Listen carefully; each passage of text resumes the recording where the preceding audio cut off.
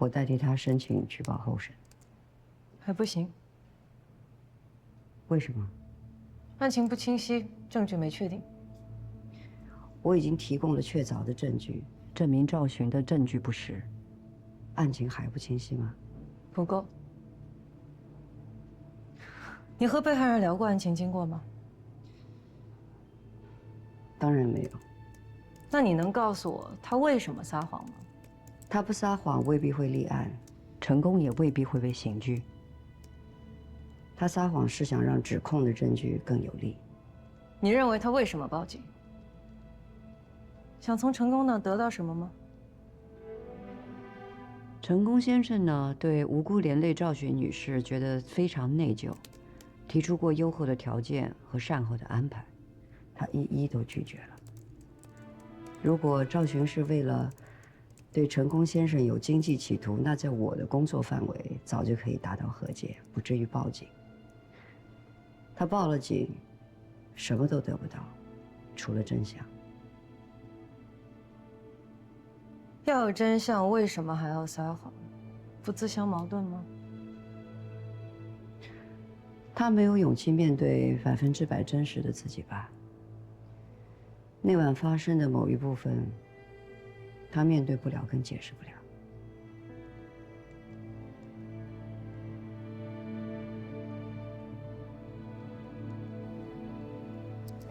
我明天还会再来，谢谢。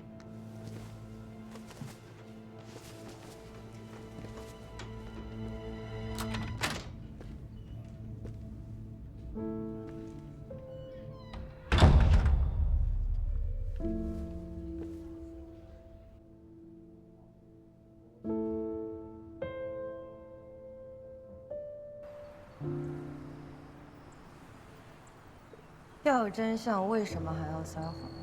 不自相矛盾吗？他没有勇气面对100%真实的自己吧？那晚发生的某一部分，他面对不了，更解释不了。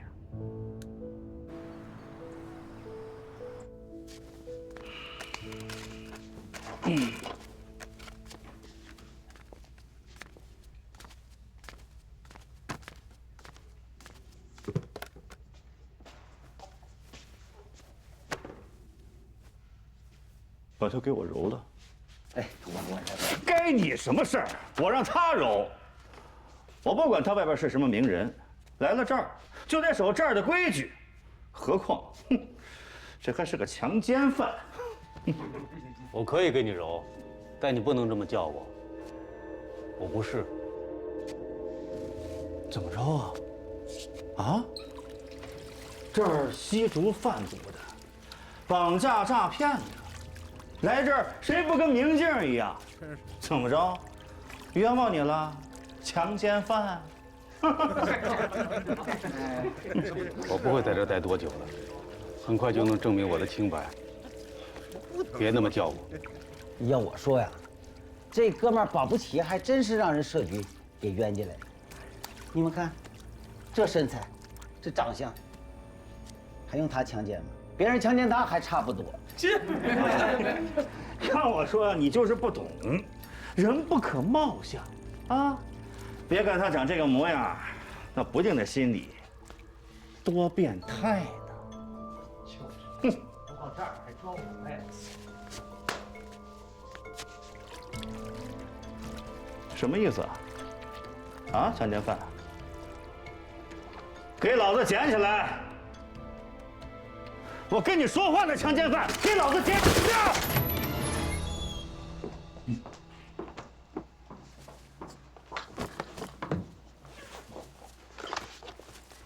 这份文件不涉及本案的刑诉活动，公安机关允许我交给嫌疑人。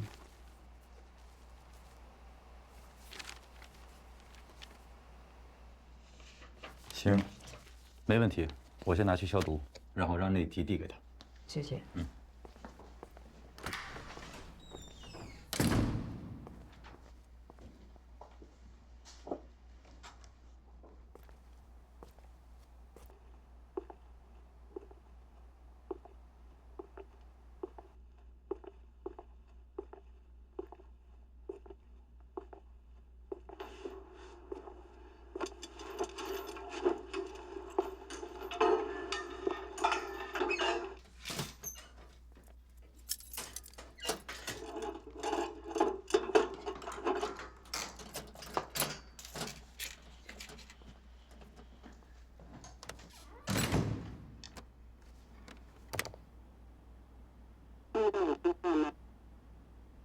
太清楚。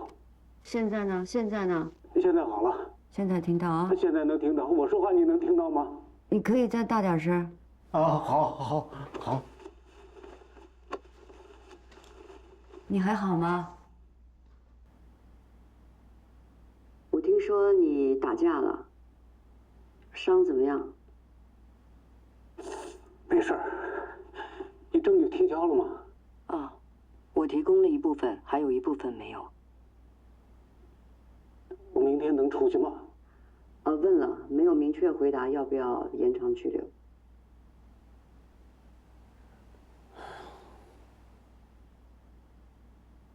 我也不敢问你公司的情况，我自己也不敢想。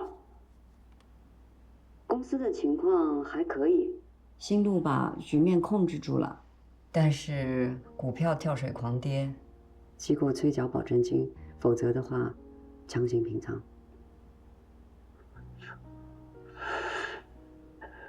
如果到这一步，最直接的损失就是员工持股的那一部分。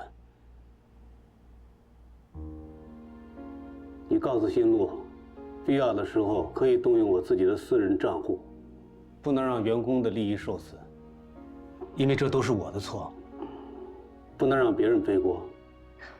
新路已经这么做了，他昨天从自己的账户拿出5000万交给信托，所以稳住了机构和公司的人心，员工的利益不会受到损害，您放心。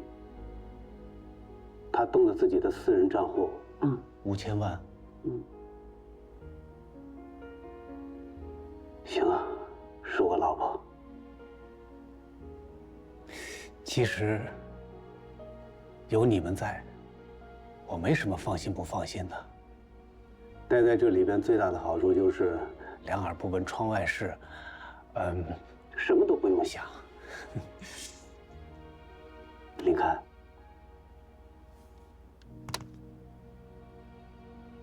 林看，你还有什么要跟我说的吗？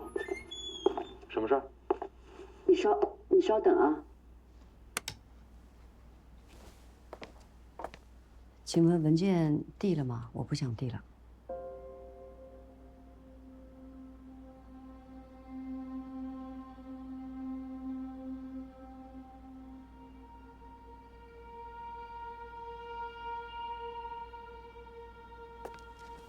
怎么了？出什么事儿了吗？没事儿，我跟他们说你伤得比较重，请他们好好照顾你。陈董，我们约法3章好吗？你说。你尽量稳定住情绪，不要再打架了，好吗？一定要保护好身体，啊！我会的。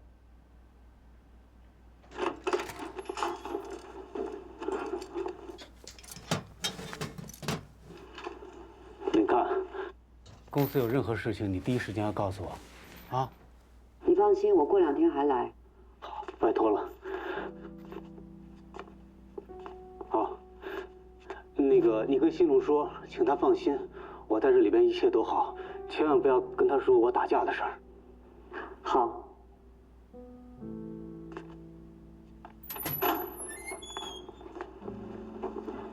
你的文件。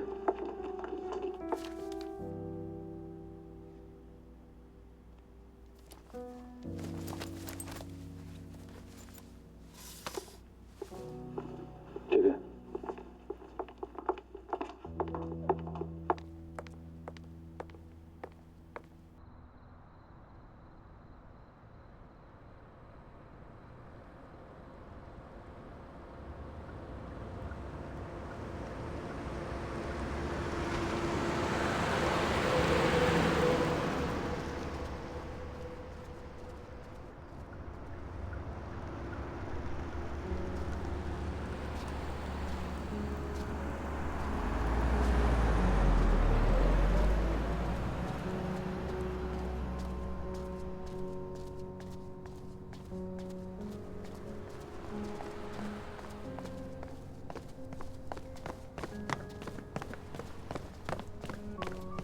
赵璇，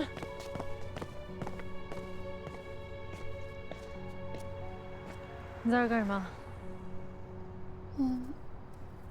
我想说啊，我想找你，找我干嘛？报警自首。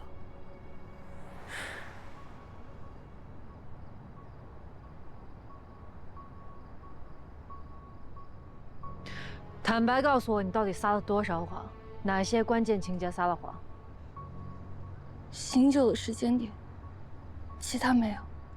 发生关系全程你都醒着？撒谎是因为你觉得你没有激烈反抗拒绝他？我怕。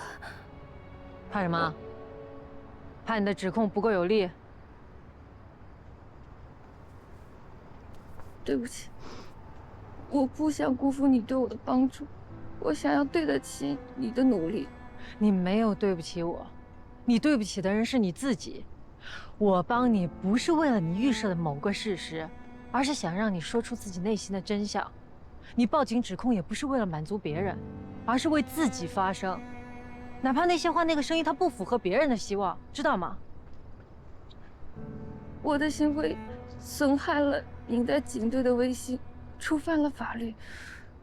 我做了伪证，心甘情愿接受一切惩罚。请你抓我。12点20，你为什么打电话给前台让人送酒上楼？只要一有人来，我就能趁机逃跑。你不是一点反抗都没有做过。我有，我去卫生间洗澡，就是想找机会逃跑。可是他一直在门口，我根本逃不走。喊人送酒上楼也是这个目的，可也失败了。那是我最后一次机会。你想过办法，做过努力。事发当时、过后、此刻、未来，你都坚持主张自己被侵犯，指控他强奸是吗？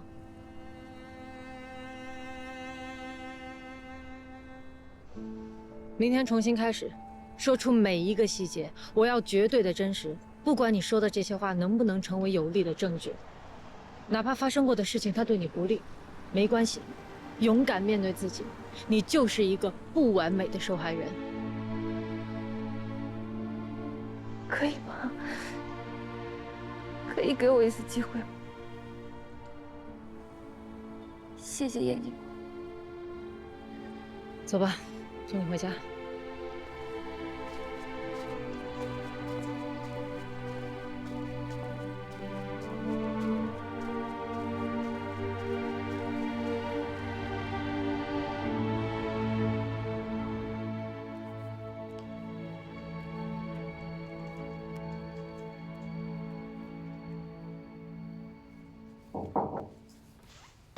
啊，进来。师傅，还不走啊？你看，您也没走啊？回来取点东西。还有工作？没有了。那走吧。好。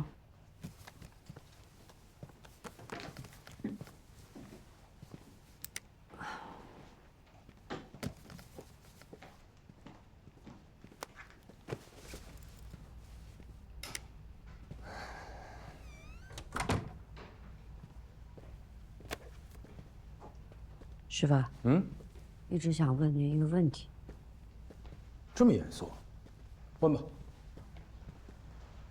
10年前我来律所是因为您看上我这个人呢，还是因为吴老师他要求？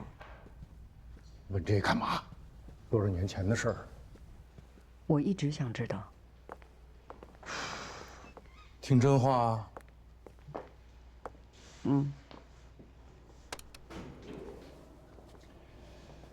当然是他要求我，他命令我录用你，不容拒绝，不容反抗。完全没有因为我的一点点才能吗？当然没有。当年你有多优秀啊？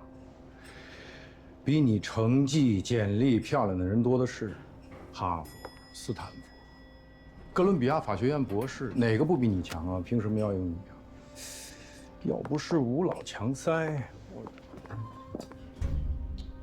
我还没说完呢。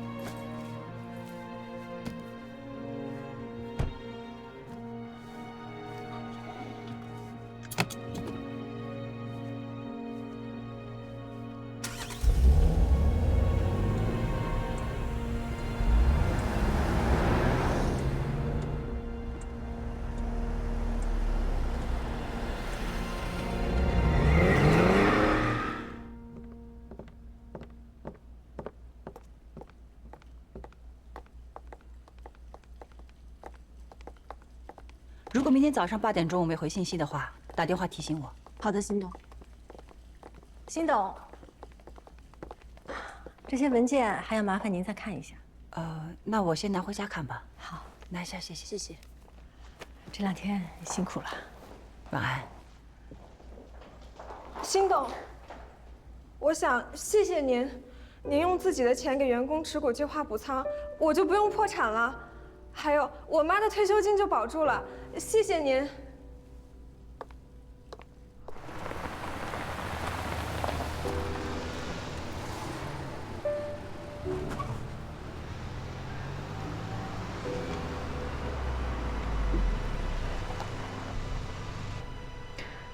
回去早点睡，明天早上8点新营队见。去吧。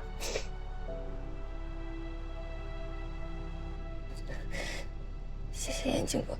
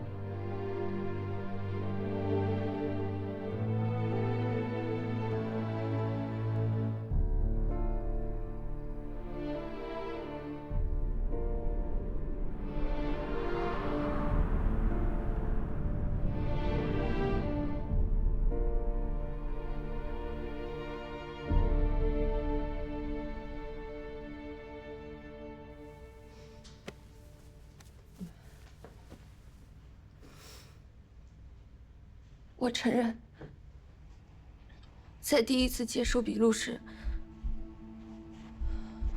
何时清醒的时间点上，我向公安机关撒了谎，提供了虚假证词，妨碍了司法公正。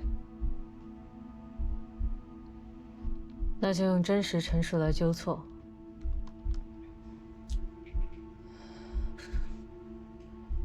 返回大城，进入成功卧室前，我恢复了一点模糊意识，清醒过来是在他床上。是被他亲醒的吗？是。我一下彻底清醒过来。那时你的想法是什么？立刻离开。你对他表达你的想法了吗？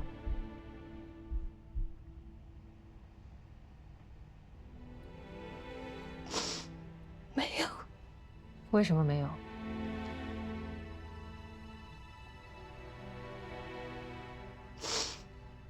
我没办法当面拒绝他。为什么不能当面拒绝？因为我做不到。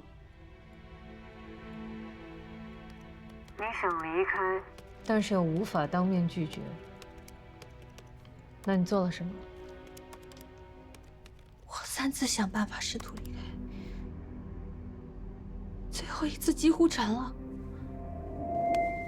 第一次我意识模糊没全醒，但后来我认出了董事长楼层长长的走廊。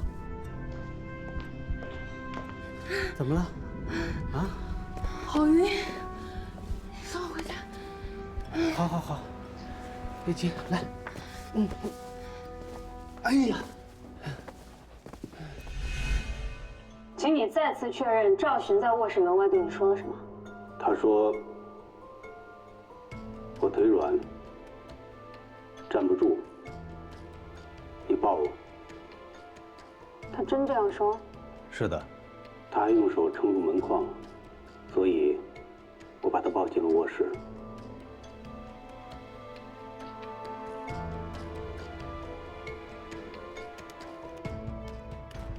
你当时意识还没有完全清醒，你能清楚地记得你说的是，这不是我家，我要回自己家吗？记得，我那个时候认出那是他卧室门。我醒了一惊，我记得这件事儿。这个细节里，双方必有一方在说谎。哎呀，咱们是死无对证。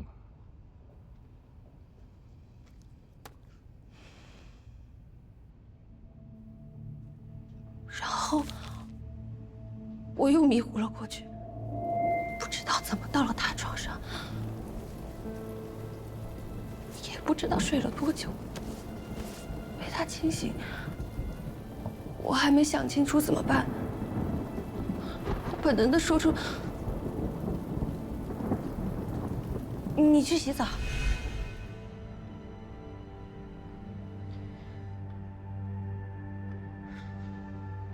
他记得一点都没错。我打完电话到床上亲醒他，他一张嘴就说：“你快去洗澡。”你怎么理解这句话？严警官，如果你是男人的话，你会怎么理解这句话呢？一个女人躺在一个男人的床上，让他先去洗澡，这难道不是许可对方可以进一步的暗示吗？除此之外，还会有别的解释吗？如果有的话，请不吝赐教。我想他去洗澡，就能趁他进卫生间，不声不响的悄悄离开。他察觉到你想趁机离开的企图吗？他笑着说：“我已经洗过了。”那我去洗。哎，哎呀！撞疼了吧？我这里大，你第一次来，你会迷路的。我带你去卫生间啊。不用。啊？你拿包干什么？里面有洗漱用品。哎呀，我那里边什么都有。不要。我知道，第二次想离开的计划失败了。你当时有意识到你的这句话反而还起了反作用，被对方理解成另外一种意思，认为是你的暗示默许吗？所以我必须立刻离开他，离开那张床，争取一个自己独处的时间空间，再找一个别的办法。哎，锁得可真快啊！你怎么把门还锁了呢？要不要我进去帮你洗啊？啊？不要！我不介意再洗一次。啊？那好，我帮你做一杯蜂蜜柠檬水解酒，你慢慢洗啊。啊。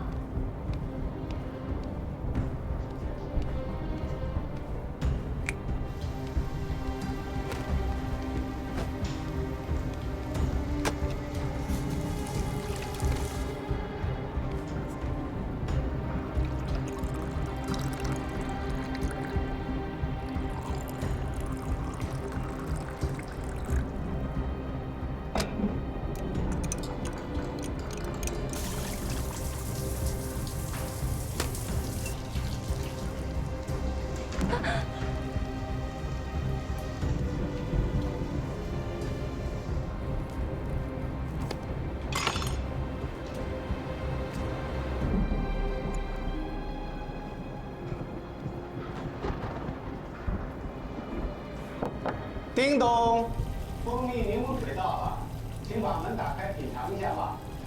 哦，我一会儿再喝。哎呀，你刚喝完酒不能洗时间太长了，小心晕倒。你把水先喝了，解酒。你放心，我不进去，你把水拿进去吧。我一会儿出来再喝吧。那你快点啊！啊。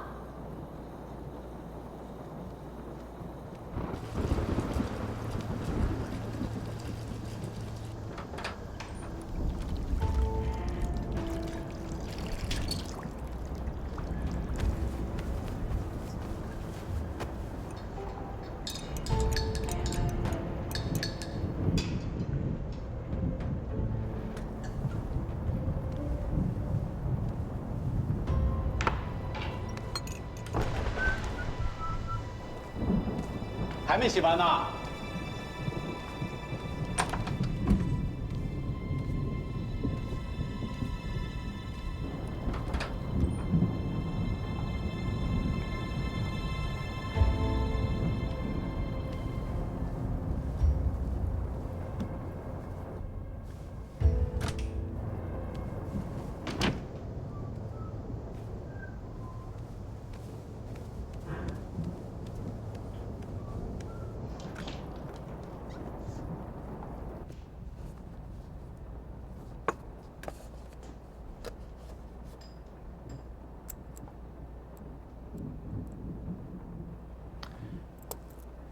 赵群，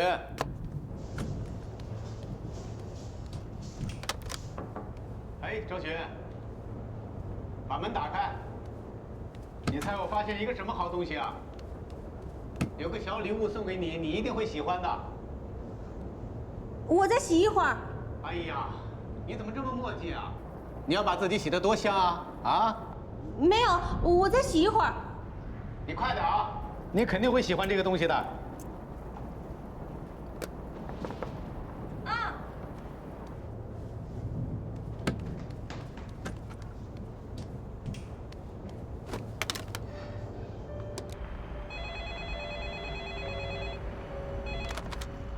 喂，喂，我是赵助理。日班有没有和你交接陈总要的2箱红酒？哦，赵助理有，就在那个大堂前台放着呢，原封不动。请立刻送上来，现在，马上。哦，好，赵助理你稍等，我马上给你送上来，几分钟。尽快。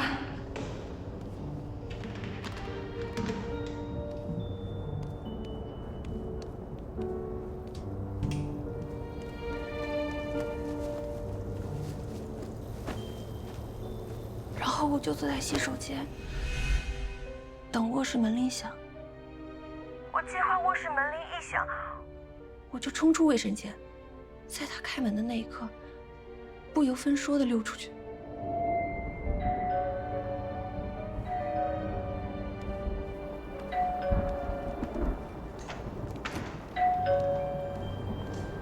谁啊？陈总您好。什么事儿？陈总好，我是大堂管家小婷，给陈总送红酒到了，大半夜的你有酒吧？你有病吧你？下去。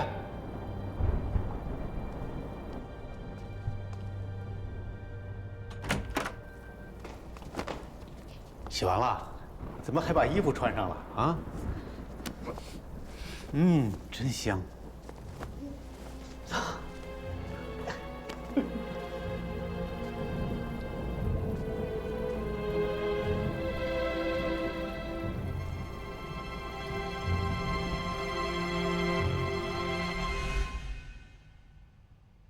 我知道躲了3个月，这一次躲不过去了。你3次试图离开现场都没有成功，最后不得不留下。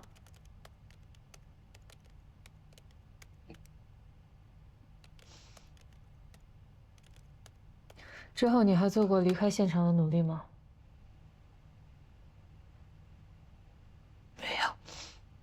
没有机会。此后发生性关系的过程中，你有没有说过什么话，做过什么动作，表示过拒绝反抗？他没有。没有。那半个小时里，你的态度是配合还是抵触？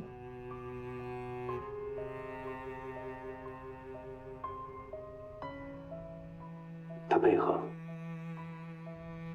我忍受。直到性关系发生前的最后一刻，你都还在努力自救，制造机会逃离现场。为什么到性情发生后，你反而放弃挣扎呢？因为我阻止不了，我就想尽快结束。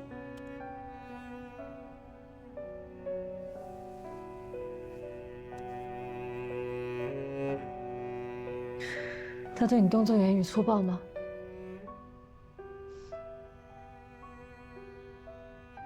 还挺温柔。是。所以你没有强烈感觉到自己被伤害。是。那之后发生性关系的过程中，你的态度有没有因此而转变？从不愿意变成愿意，从排斥转为接纳？没有，从头到尾我很清楚，不愿意。内心再不情愿，也没有在这半个小时里以任何方式表示过拒绝或者是反抗。你是怕他吗？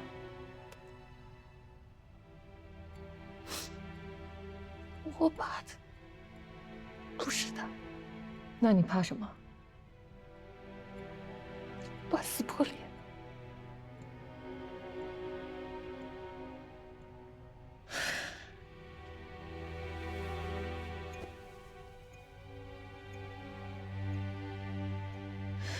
为什么撕破脸是比身体被侵害更糟糕的选项？被侵害是比自己退一步。那撕破脸呢？那是绝路。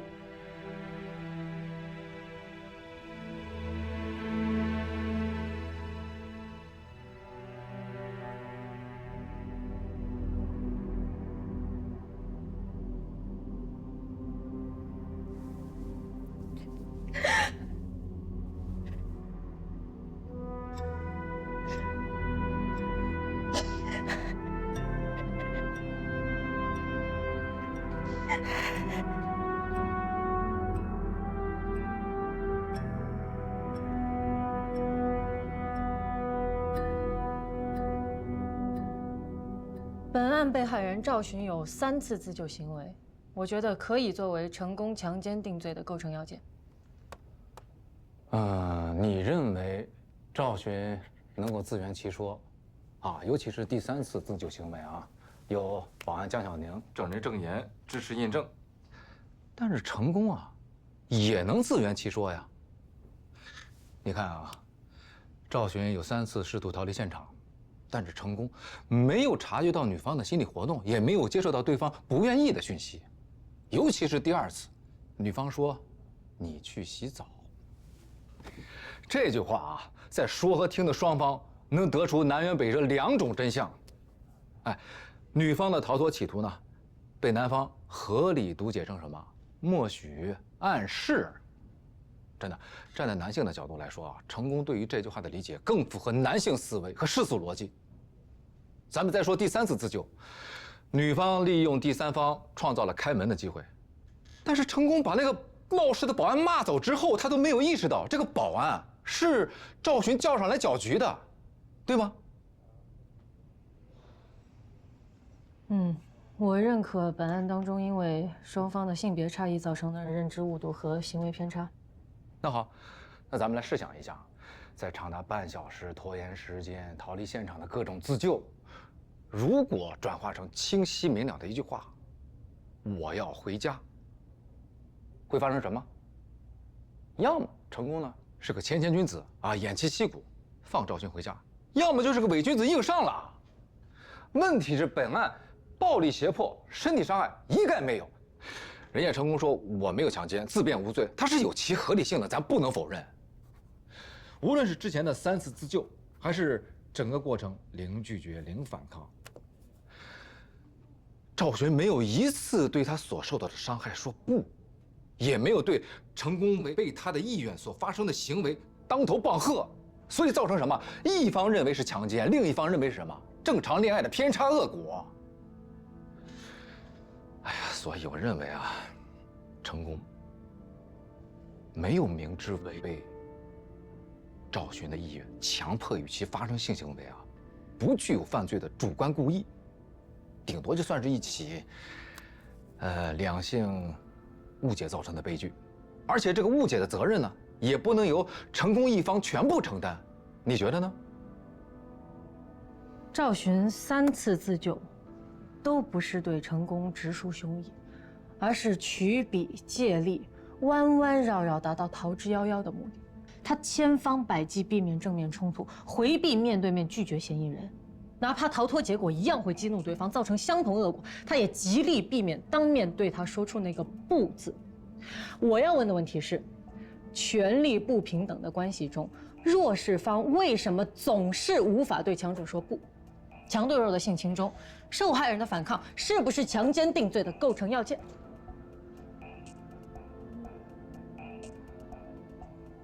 你看啊，嫌疑人与受害人，总裁和助理，高位对低位，豪华写字楼里面的私人卧室，封闭空间，符合强势一方利用教养、从属职权及孤立无援的环境条件进行挟制，迫使弱势一方被迫屈从、不敢抗拒的强奸定罪。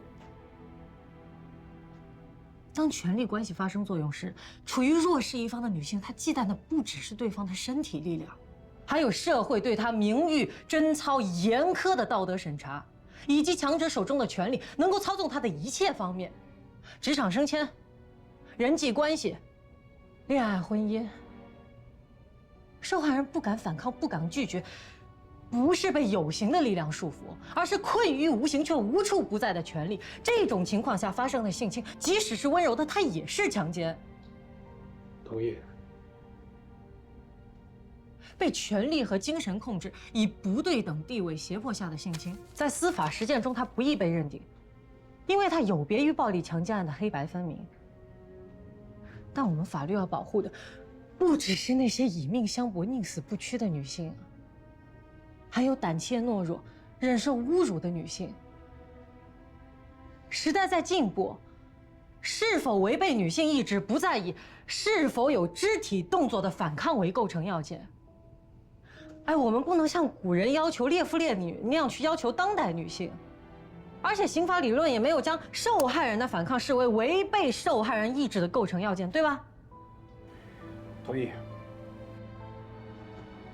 本案受害人即使在性行为中缺乏反抗证据，但是3次自救未遂，足以证明他不是出于自愿。我坚持认为，强奸定罪成立。同意。同意。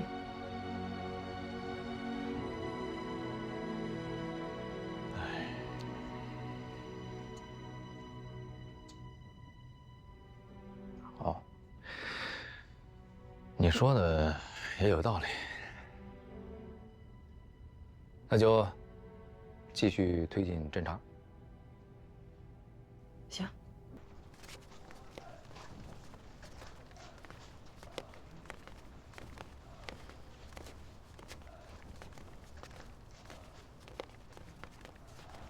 你进来3天了，今天至关重要，等着吧。晚上管教会叫你出去签延长。签什么延长？延长拘留期限了。要延长多少天？小案延4天，大案直接延30。期满向检察院报补，检察院7天批准逮捕。7天内呢，批捕科会来人提审你一次，所以小案7加7 14天，大案30加7 37天。要么逮捕，要么就放人。你这个妥妥的大案，第37天晚上，公安就会来找你签逮捕。我会被延长37天，凭什么呀？他没有证据。那就更要37天满打满算了。他们在这期间啊，就继续找证据，期限到了，好歹先把你逮捕了，然后再慢慢的搜集证据。要是再加上2退3延，3延2退，继续延长退检，一晃1年就过去了，你早晚会得到法院通知的。我有好的律师。呀，律师没啥用，律师只是你跟外界的一个传话筒。你信不信今天晚上管教回来叫你签文场？不信咱们俩就赌一赌，我说对了，你就说我2只烧鸡；我要说错了呢，我就帮你洗1次衣服。我劝你啊，做好这个长期抗战的准备。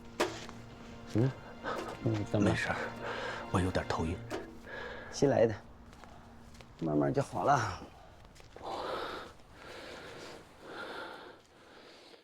Non-perfection, I remember that. Like to break my heart, although I pretend not to be her. Non-perfection, I still think of that.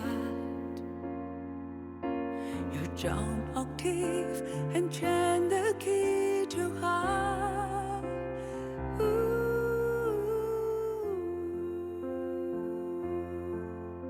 时光缄默，圆缺失色，黑暗中小小一个，神色自若，波澜壮阔，看透了冰与火，各自挥霍。读懂了爱与痛，都是枷锁，就此别过，转身离开，解脱。让过去的过去，投生于将来，按下暂停键，重新决断，让此刻的延续。出发去下一个，有谁能完美，能放下狼狈？人生在沉浮中起落，体会爱的滋味。有谁能完美？就让它完美。爱无畏。心有愧，让时间停下回